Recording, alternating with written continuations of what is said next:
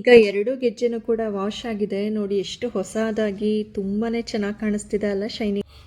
ಚೆನ್ನಾಗಿದೆ ಇಡ್ಲಿ. ಸೇಮ್ ಹೋಟೆಲಲ್ಲಿ ಹೆಂಗೆ ಮಾಡ್ತಾರೆ ಅದೇ ಥರ ರವೆ ರವೆ ರೀತಿಯಾಗಿ ಬರುತ್ತೆ. ಎಷ್ಟು ಚೆನ್ನಾಗಿ ಉಬ್ಬು ಬಂದಿದೆ ನೋಡಿ ಇಡ್ಲಿ. ನೋಡ್ತಾ ಇದ್ದೀರಲ್ಲ. ಸ್ವಲ್ಪ ಮನೆ ಕೆಲಸ, ವಿಡಿಯೋ ಎಡಿಟಿಂಗ್ ಅದು ಇದು ಅಂತ ತುಂಬಾ ಕೆಲಸ ಇತ್ತು, ಹಾಗಾಗಿ ಮಾಡೋದಕ್ಕಾಗಲಿಲ್ಲ. ಅದಕ್ಕೂ ಮೇಯ್ನಾಗಿ ಹೇಳಬೇಕಂದ್ರೆ ಇವತ್ತು ನಾನು ನಿಮ್ಗೊಂದು ಒಳ್ಳೆ ರೆಸಿಪಿನ ಹೇಳ್ಕೊಡ್ತಾ ಇದ್ದೀನಿ. ಅದಕ್ಕೋಸ್ಕರ ಈಗ ನೈಟಿಂದನೇ ವ್ಲಾಗ್ನ ಸ್ಟಾರ್ಟ್ ಮಾಡ್ತಾ ಇದ್ದೀನಿ. ಈಗ ನೈಟ್ 9 o'clock ಆಗಿದೆ ಎಕ್ಸಾಕ್ಟಾಗಿ ಟೈಮು.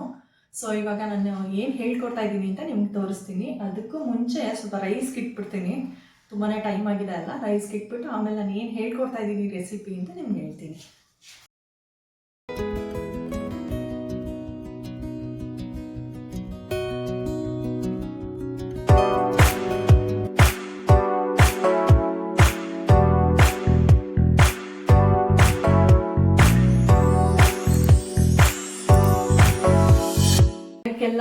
ಇವಾಗ ಅನ್ನಕ್ಕೆಲ್ಲ ಇಟ್ಟಾಯಿತು. ನಾನು ಸ್ವಲ್ಪ ಹಾಲು ಹೀಗೆ ಬಿಸಿಗೆ ಇಟ್ಕೊಂಡಿದ್ದೀನಿ.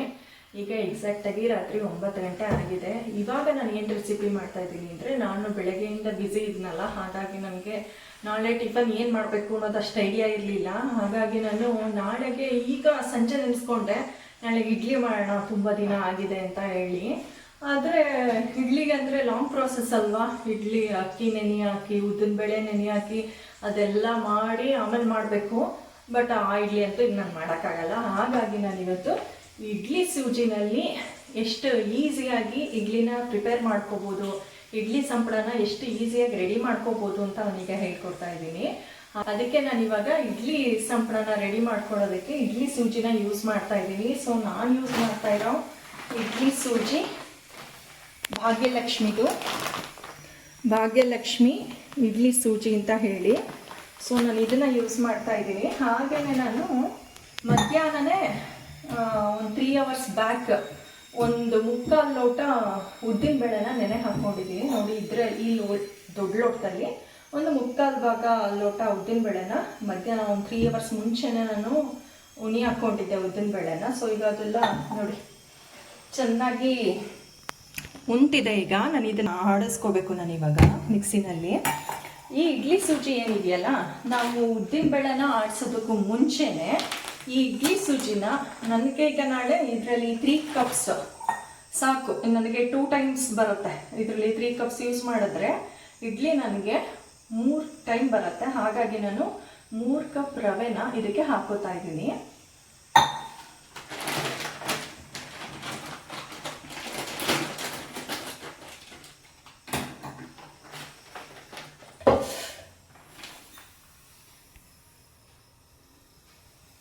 ಒಂದು ಕಪ್ ರವೆ, 2 ಕಪ್ಪು, 3 ಕಪ್, ಈ ಥರ 3 ಕಪ್ ರವೆನ ಹಾಕ್ಕೊಂಡಿದ್ದೀನಿ. ವಾಶ್ ಮಾಡಿಕೊಂಡು ಇದಕ್ಕೆ ಒಂದು ಅರ್ಧದಷ್ಟು ನೀರು ಹಾಕ್ಕೊಂಡು ಒಂದು 15 minutes ನೆನೆಯೋದಕ್ಕೆ ಬಿಡಬೇಕು ನೀರಲ್ಲಿ. ಅಲ್ಲಿ ತನಕ ನಾನು ಉದ್ದಿನಬೇಳೆನ ರುಬ್ಕೋತೀನಿ ಆಯಿತಾ. ಉದ್ದಿನಬೇಳೆ ರುಬ್ಬೋ ತನಕ ನಮಗೆ ಇದು ಒಂಥರ ಸಾಕು, ಅಷ್ಟರಲ್ಲೇ ಚೆನ್ನಾಗಿ ಬರುತ್ತೆ. ಹಾಗಾಗಿ ಇದನ್ನು ನೀಟಾಗಿ ವಾಶ್ ಮಾಡಿ ನೀರಲ್ಲಿ ನೆನೆ ಹಾಕಿಡ್ತೀನಿ. ಈ ರೀತಿ ಇಡ್ಲಿ ಸೂಜಿನ ಚೆನ್ನಾಗಿ ನೀರಲ್ಲಿ ವಾಶ್ ಮಾಡ್ಕೋಬೇಕು. ಇದನ್ನು ವಾಶ್ ಮಾಡಿಕೊಂಡು ತಕ್ಷಣ ಸುರಿಯೋಕೆ ಹೋಗ್ಬಿಡಿ, ಏಕೆಂದರೆ ಅದ್ರ ಜೊತೆಗೆ ಇಡ್ಲಿ ಸೂಜಿನೂ ಆಚೆ ಬಂದುಬಿಡುತ್ತೆ. ಇದೆಲ್ಲ 1-2 ಸೆಕೆಂಡ್ ಹಾಗೆ ಬಿಡಿ, ಅದೆಲ್ಲ ಕೆಳಗಡೆ ಉಳ್ಕೊಳ್ಳುತ್ತೆ. ಆಗ ಈ ನೀರನ್ನ ಬಸ್ಕೊಂಡ್ಬಿಡ್ಬೋದು. ಇದನ್ನೆಲ್ಲ ಚೆನ್ನಾಗಿ ವಾಶ್ ಮಾಡಿಕೊಂಡೆ ಅಲ್ವಾ. ಈ ವಾಶ್ ಮಾಡ್ಕೊಂಡಾದ್ಮೇಲೆ ಇದೇ ನೀರಲ್ಲಿ ಒಂದು 15 minutes ಹಾಗೆ ಬಿಡಿ, ಅದು ನಾನು ನೆನೆಯೋದಕ್ಕೆ ಅಂತ ಹೇಳಿ. ಅದು ಚೆನ್ನಾಗಿ ನೆನೀತಾ ಇರಲಿ. ಅಲ್ಲಿ ತನಕ ಉದ್ದಿನಬೇಳೆನ ಆಡಿಸ್ಕೊಂಬಿಡೋಣ.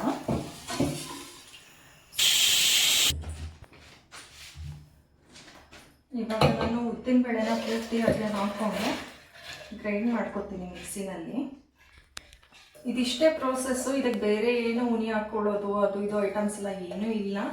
ಇಡ್ಲಿ ಸೂಜಿ ಒಂದು 3 ಕಪ್ಪು, ಹಾಗೆಯೇ ಒಂದು 3/4 ಕಪ್ಪು ನೆನೆಸಿರೋ ಉದ್ದಿನಬೇಳೆ ರುಬ್ಕೋತಾ ಇದ್ದೀನಿ.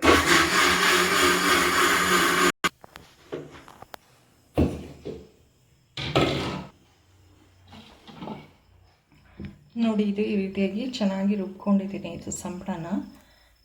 ಈಗ ಇದು ಹೀಗೆ ಇರಲಿ.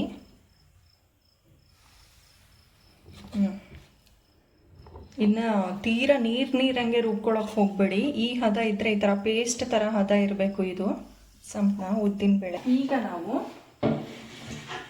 ಇದು ಚೆನ್ನಾಗಿ ಉಂತಿದೆ ಅಲ್ವಾ ನೀರಲ್ಲಿ, ಇಷ್ಟೋ ತನಕ ಚೆನ್ನಾಗಾಗಿದೆ. ಒಂದು 10-15 ಮಿನಿಟ್ಸ್ ಆಗಿದೆ ಇದು. ಸೊ ಈಗ ಈ ನೀರನ್ನೆಲ್ಲ ಬಸ್ಕೊಂಡ್ಬಿಡ್ತೀನಿ.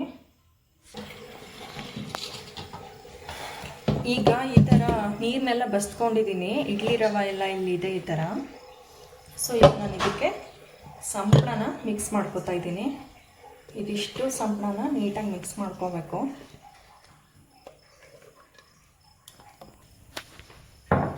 ಈಗ ನಾನು ಸಂಪಳನೆಲ್ಲ ಚೆನ್ನಾಗಿ ಈ ಥರ ಮಿಕ್ಸ್ ಮಾಡ್ಕೊತೀನಿ. ನೀವು ಕೈಯಲ್ಲೂ ಮಿಕ್ಸ್ ಮಾಡ್ಕೋಬೋದು. ಆ್ಯಕ್ಚುಲಿ ಕೈಯಲ್ಲಿ ಮಾಡಿದ್ರೆ ಇನ್ನೂ ನೀಟಾಗಿ ಮಿಕ್ಸ್ ಆಗುತ್ತೆ.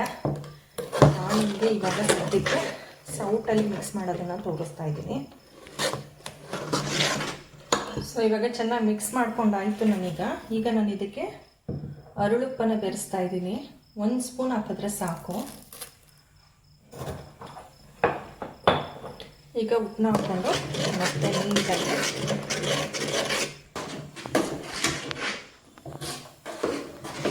ಉಪ್ಪು ಹಾಕ್ಕೊಂಡಾಯಿತು. ನಾನಿವಾಗ 1 ಸ್ಪೂನ್ ಉಪ್ಪು ಹಾಕ್ಕೊಂಡ್ರೆ ಸಾಕು.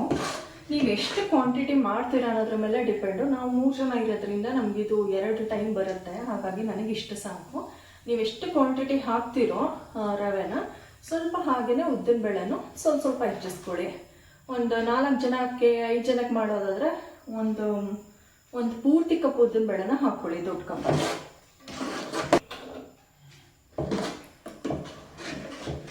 ಸೊ ಇವಾಗ ಎಲ್ಲ ನೀಟಾಗಿ ಮಿಕ್ಸ್ ಆಗಿದೆ. ಇವಾಗ ನಾನು ಇದನ್ನು ಒಂದು ಸ್ವಲ್ಪ ವೆಯ್ಟ್ ಇರೋ ತನಕ ಹೀಗೆ ಕ್ಲೋಸ್ ಮಾಡಿ ಇಟ್ಬಿಡಿ. ಈಗ ನಾಳೆ ಇಡ್ಲಿಗೆ ದಿಢೀರಾಗಿ ರೆಡಿ ಮಾಡಿದ ಸಂಪಳ ಇದು. ಸೊ ಎಮರ್ಜೆನ್ಸಿ ಟೈಮಲ್ಲಿ ಅಂದರೆ ನಮಗೆ ಅದನ್ನು ತುಂಬ ಬ್ಯುಸಿ ಇರೋ ಟೈಮಲ್ಲಿ ನಮಗೆ ಅಕ್ಕಿ ಎಲ್ಲ ಹಾಕಿ ಆಡಿಸ್ಕೊಂಡು ಕೂತ್ಕೊಳ್ಳೋಷ್ಟು ಟೈಮ್ ಇಲ್ಲ ಅಂದಾಗ ಈ ಥರ ಉದ್ದಿನ ಬೇಳೆನ ಮಾತ್ರ 1 ಕಪ್ ಉಣಿ ಹಾಕ್ಕೊಂಬಿಟ್ಟು 3 ಕಪ್ ರವೆ ಹಾಕ್ಕೊಂಬಿಟ್ರೆ ಇಡ್ಲಿ ರವೆನ, ಸೊ ಅದು ತುಂಬಾ ಚೆನ್ನಾಗಾಗುತ್ತೆ. ಇದು ಇವಾಗ 9 ಗಂಟೆ ಅಲ್ವಾ ಇವಾಗ ಇಟ್ಟಿದ್ದೀನಿ. ನಾನು ಮಾರ್ನಿಂಗ್ ಇದನ್ನು ಹೇಗಾಗಿದೆ ಈ ಸಂಪಳ ಅಂತ ತೋರಿಸ್ತೀನಿ.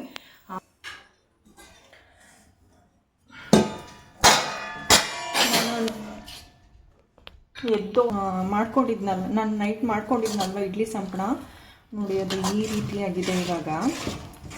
ಈಗ ನಾನು ಬ್ರೇಕ್ಫಾಸ್ಟ್ಗೆ ರೆಡಿ ಮಾಡ್ತಾ ಇದ್ದೀನಿ ಇಡ್ಲಿಗೆ. ಆ್ಯಕ್ಚುಲಿ ಬೇಸಿಗೆ ಕಾಲದಲ್ಲಿ ಇದು ಇನ್ನೂ ಚೆನ್ನಾಗಿ ಉದ್ದು ಬರುತ್ತೆ. ಇವಾಗ ಮಳೆಗಾಲ ಆಗಿರೋದ್ರಿಂದ ಸದ್ಯಕ್ಕೆ ಇಷ್ಟ ಬಂದಿರೋದು ಉದ್ದು ಹಾಕಿ ತೋರಿಸ್ತೀನಿ ನಿಮಗೆ. ಈಗ ನಾನು ಇಡ್ಲಿ ಪ್ಲೇಟ್ಸ್ಗೆಲ್ಲ ಎಣ್ಣೆ ಸವರ್ಕೋತಾ ಇದ್ದೀನಿ.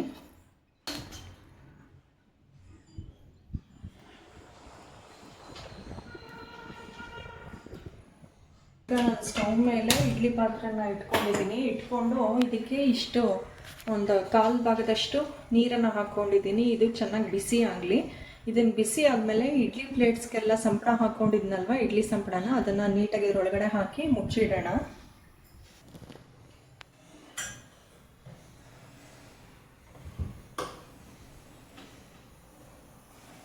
ಈಗ ನಾನು ನೀರು ಚೆನ್ನಾಗಿ ಕಾದಿದೆ, ಬಿಸಿಯಾಗಿದೆ. ಈಗ ನಾನು ಇದಕ್ಕೆ ಇಡ್ಲಿ ಪ್ಲೇಟ್ಸ್ನ ಇಡ್ತಾ ಇದ್ದೀನಿ.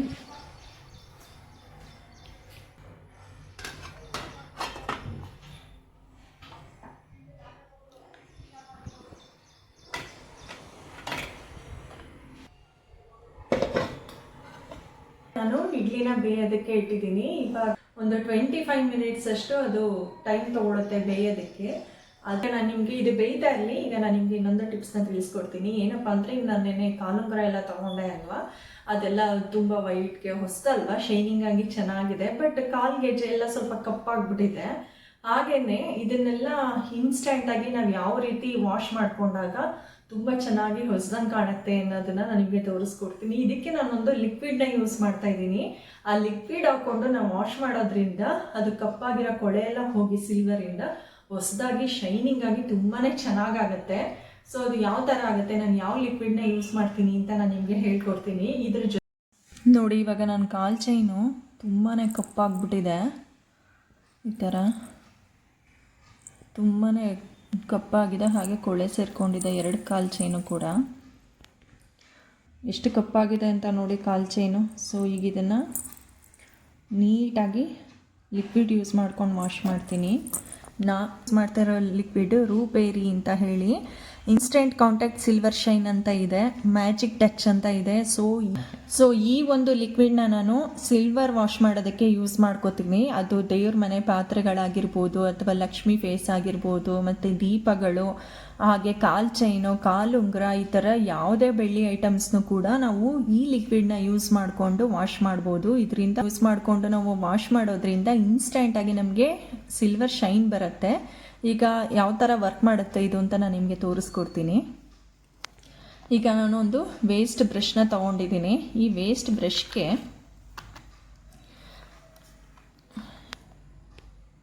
ಈ ಲಿಕ್ವಿಡ್ನ ಹಾಕೋತಾ ಇದ್ದೀನಿ. ನೋಡಿ ಇದನ್ನು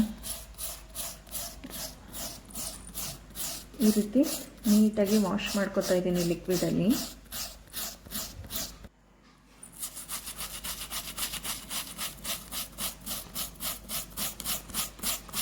ಬ್ಯಾಕ್ ಸೈಡು ಇದೇ ಥರ ವಾಶ್ ಮಾಡ್ಕೊಳ್ಳೋಣ. ಎರಡೂ ಸೈಡ್ ವಾಶ್ ಮಾಡಬೇಕು. ಒಂದು ಕಡೆ ಮಾಡಿ ಒಂದು ಕಡೆ ಮಾಡಲಿಲ್ಲ ಅಂದರೆ ಅದು ಬ್ಲ್ಯಾಕ್ ಹಾಗೇನೇ ಇರುತ್ತೆ ಅದು.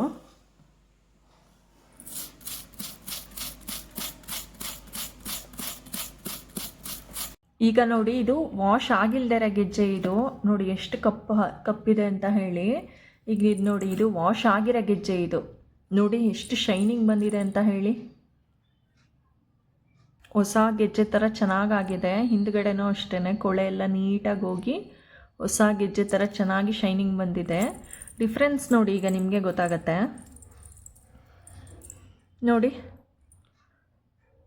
ಇದು ವಾಶ್ ಆಗಿರೋ ಗೆಜ್ಜೆ, ಇದು ವಾಶ್ ಆಗಿಲ್ದಿರೋದು. ನಿಮಗೆಲ್ಲ ಡಿಫ್ರೆನ್ಸ್ ಗೊತ್ತಾಗ್ತಿದೆ ಅಂತ ಅನ್ಕೋತೀನಿ. ಇದು ಎಷ್ಟು ಡಿಫ್ರೆನ್ಸು, ಇದು ವಾಶ್ ಆಗಿ ಲಿಕ್ವಿಡ್ ಯೂಸ್ ಮಾಡಿಕೊಂಡು ವಾಶ್ ಮಾಡಿರೋ ಗೆಜ್ಜೆ, ಇದು ಲಿಕ್ವಿಡ್ ಯೂಸ್ ಇನ್ನೂ ಮಾಡಿಲ್ಲ, ಇದನ್ನು ವಾಶ್ ಮಾಡಿಲ್ಲ. ನೋಡಿ ಎರಡಕ್ಕೂ ಯಾವ ಥರ ಡಿಫ್ರೆನ್ಸ್ ಕಾಣಿಸ್ತಿದೆ ಅಂತ ಹೇಳಿ.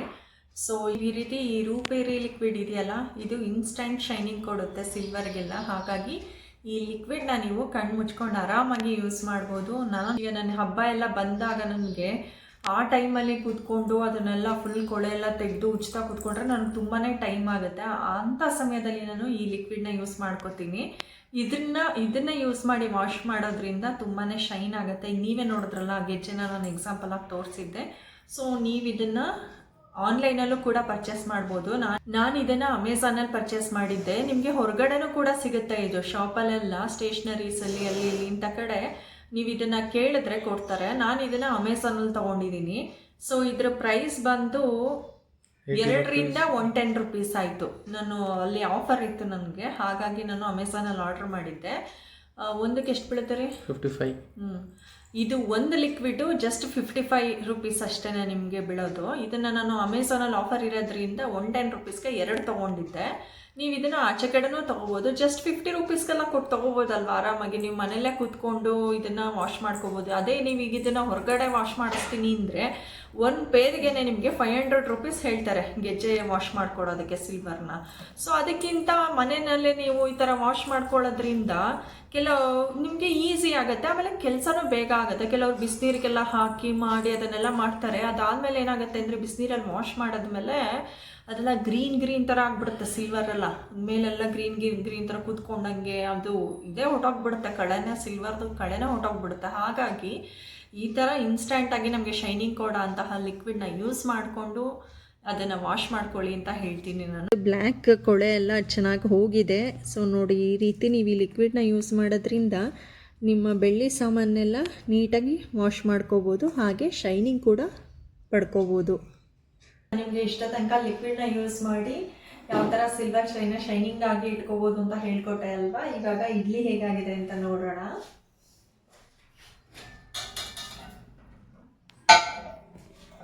ನೋಡಿ ಎಷ್ಟು ಚೆನ್ನಾಗಿ ಹೂ ಬಂದಿದೆ ಇಡ್ಲಿ. ಸೊ ಈಗ ತೋರಿಸ್ತೀನಿ ನಾನು ಇದನ್ನು.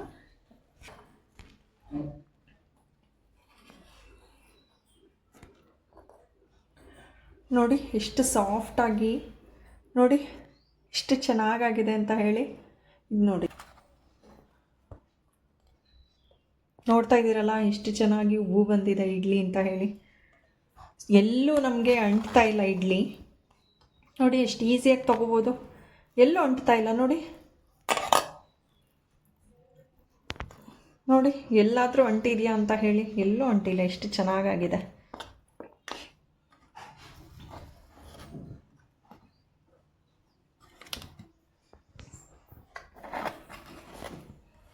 ಇಡ್ಲಿ ಜೊತೆಗೆ ಕಾಂಬಿನೇಷನ್ ಆಗಿ ಸಾಂಬಾರು ಮಾಡಿದ್ದೀನಿ. ಇವಾಗ ನೋಡಿ ನಾನು ನಿಮ್ಗೆ ಇಡ್ಲಿ ತೋರಿಸ್ತೀನಿ, ಎಷ್ಟು ಚೆನ್ನಾಗಾಗಿದೆ, ಒಳ್ಳೆ ಹೂ ಥರ ಆಗಿದೆ ನೋಡಿ, ಎಲ್ಲೂ ಅಂಟ್ತಾ ಇಲ್ಲ, ಎಷ್ಟು ಚೆನ್ನಾಗಾಗಿದೆ ಅಂತ ಹೇಳಿ. ನೀವು ಇನ್ಸ್ಟೆಂಟಾಗಿ ಇಡ್ಲಿನ ರೆಡಿ ಮಾಡ್ಕೋಬೋದು. ಜಸ್ಟ್ 1 ಕಪ್ ಉದ್ದಿನಬೇಳೆನ ನೆನೆಸಿದ್ರೆ ಸಾಕು, ಇಡ್ಲಿ ಸೂಜಿ ಇದ್ದರೆ ಸಾಕು, ಪಟ್ ಅಂತ ಇಡ್ಲಿ ರೆಡಿ ಆಗಿಬಿಡುತ್ತೆ. ನೋಡಿ ಮಳೆಗಾಲದಲ್ಲೂ ಕೂಡ ಇಡ್ಲಿ ಎಷ್ಟು ಚೆನ್ನಾಗಾಗಿದೆ ಉಬ್ಬು ಬಂದು ಅಂತ ಹೇಳಿ. ಬೇಸಿಗೆ ಕಾಲದಲ್ಲಿ ಉಬ್ಬು ಇನ್ನೂ ಚೆನ್ನಾಗಿ ಬರುತ್ತೆ, ಆಗ ಇನ್ನೂ ಇಡ್ಲಿ ಇನ್ನೂ ಸಕ್ಕತ್ತಾಗುತ್ತೆ. ಸೊ ನಿಮ್ಮನೇನೂ ಕೂಡ ಈ ರೀತಿ ಇಡ್ಲಿನ ಟ್ರೈ ಮಾಡಿ ನೋಡಿ. ನೆಕ್ಸ್ಟ್ ಟೈಮ್ ಖಂಡಿತ ನೀವು ಇದನ್ನೇ ಮಾಡ್ಕೋತೀರಾ, ಯಾಕಂದರೆ ಕೆಲಸನೂ ಅಷ್ಟು ಜಾಸ್ತಿ ಇಲ್ಲ, ಬೇಗನೂ ಆಗುತ್ತೆ, ಚೆನ್ನಾಗೂ ಆಗುತ್ತೆ, ಟೇಸ್ಟ್ ಅಂತೂ ಸೂಪರ್ ಆಗಿರುತ್ತೆ. ಸೊ ನೀವು ಇದನ್ನು ಟ್ರೈ ಮಾಡ್ತೀರಾ ಅಂತ ಅಂದ್ಕೊಂಡಿದ್ದೀನಿ. ಸೊ ಈ ವ್ಲಾಗ್ ನಿಮ್ಮೆಲ್ಲರಿಗೂ ಹೇಗೆ ಅನ್ನಿಸ್ತು ಅಂತ ತಪ್ಪದೆ ನಮಗೆ ಕಮೆಂಟ್ ಮಾಡಿ ತಿಳಿಸಿ. ಈ ವ್ಲಾಗ್ ನಿಮ್ಗೆ ಇಷ್ಟ ಆಗಿದ್ರೆ ಖಂಡಿತ ಲೈಕ್ ಮಾಡೋದನ್ನು ಮರಿಬೇಡಿ. ಲೈಕ್ ಮಾಡಿ, ಶೇರ್ ಮಾಡಿ, ಹಾಗೆ ನಿಮ್ಮ ಅನಿಸಿಕೆ ಅಭಿಪ್ರಾಯಗಳನ್ನು ನಮಗೆ ಕಮೆಂಟ್ ಮಾಡಿ ತಿಳಿಸಿ. ಹಾಗೆಯೇ ಯಾರೆಲ್ಲ ಹೊಸದಾಗಿ ನಮ್ಮ ಚಾನಲನ್ನು ನೋಡ್ತಾ ಇದ್ದೀರೋ ಅವರು ಸಬ್ಸ್ಕ್ರೈಬ್ ಮಾಡ್ಕೊಂಡು ನೋಡಿ, ಇದರಿಂದ ನಾವು ಹಾಕೋ ಪ್ರತಿಯೊಂದು ವೀಡಿಯೋಸ್ಗಳನ್ನು ಕೂಡ ನೀವು ನೋಡ್ಬೋದು. ಸೊ ನಾನು ನಿಮ್ಮನ್ನ ನೆಕ್ಸ್ಟ್ ವ್ಲಾಗಲ್ಲಿ ಮೀಟ್ ಮಾಡ್ತೀನಿ. ಅಲ್ಲಿವರೆಗೂ take care, bye, love you all. ನೋಡಿ ಈ ರೀತಿ ಮಾಡಿಕೊಟ್ರೆ ಇಡ್ಲಿನ ಹೆಂಗೆ ಚಪ್ಪರ್ಸ್ಕೊಂಡು ತಿಂತಾರೆ ಅಂತ. ಇವ್ರಿಗೆ ಹೋಟೆಲ್ ಸ್ಟೈಲ್ ಇಡ್ಲಿ ಸಾಂಬಾರು ಮನೇಲಿ ಬೇಕು ಅಂತ ಆಸೆ ಪಡ್ತಾರೆ, ಹಾಗಾಗಿ ನಾನು ಈ ಥರ ಕಾಂಬಿನೇಷನ್ನ ನಾನು ಯಾವಾಗಲೂ ಮಾಡ್ತಾಯಿರ್ತೀನಿ. ಈಗ ನೀವು ಅವರ ಅನಿಸಿಕೆ ಅಭಿಪ್ರಾಯವನ್ನೇ ಕೇಳಿ, ಓಪನ್ ಆಗಿ ಹೇಳಿ ಯಜಮಾನ್ರೆ. ಚೆನ್ನಾಗಿದೆ ಇಡ್ಲಿ, ಸೇಮ್ ಹೋಟೆಲಲ್ಲಿ ಹೆಂಗೆ ಮಾಡ್ತಾರೆ ಅದೇ ಥರ ರವೆ ರವೆ ರೀತಿಯಾಗಿ ಬರುತ್ತೆ. ಸೊ ಅಕ್ಕಿಯಿಂದ ಮಾಡಿದಾಗ ಸ್ವಲ್ಪ ಮೆತ್ತಗೆ ಅನಿಸುತ್ತೆ ಇಡ್ಲಿ ನಮಗೆ ಬ್ರೇಕ್ ಮಾಡಿದಾಗ. ಸೊ ಇದು ಒಂಥರ ರವೆ ಥರ ಬರುತ್ತೆ, ಸಖತ್ತಾಗಿದೆ, ತಿನ್ನೋಕ್ಕೆ ಚೆನ್ನಾಗಿದೆ. ಈ ಥರ ಸಾಂಬಾರು ಇದ್ಬಿಟ್ರೆ ಬಿಸಿ ಬಿಸಿಯಾಗಿ ಸೂಪರ್. ಚಳಿಗಾಲಕ್ಕುಳ್ಳ ಕಾಂಬಿನೇಷನ್ ಅಲ್ಲ. ನೆಕ್ಸ್ಟ್ ಟೈಮ್ ಸಾಂಬಾರು ತೋರಿಸ್ಬಿಡಿ ವಿಡಿಯೋ ಹೆಂಗೆ ಮಾಡೋದು ಅಂತ ಅಲ್ವಾ. ನಾನು ನಿಮಗೆ ಇನ್ನೊಂದು ಹೇಳ್ತೀನಿ, ನಾನು ನಿಮಗೆ ನೆಕ್ಸ್ಟ್ ಟೈಮು ಈ ಸಾಂಬಾರು ಮಾಡೋದು ಹೆಂಗೆ ಅಂತ ಹೇಳ್ತೀನಿ. ಇದು ಅಡಿಗಾಸ್ ಹೋಟೆಲ್ ಸ್ಟೈಲ್ ಇಡ್ಲಿ ಸಾಂಬಾರು ಇದು ತುಂಬಾ ಚೆನ್ನಾಗಿರುತ್ತೆ. ಅಡಿಗಾಸ್ ಹೋಟೆಲ್ ನೀವು ಕೇಳಿದಿರಲ್ಲ, ತುಂಬ ಫೇಮಸ್ ಇದೆ ಅದು.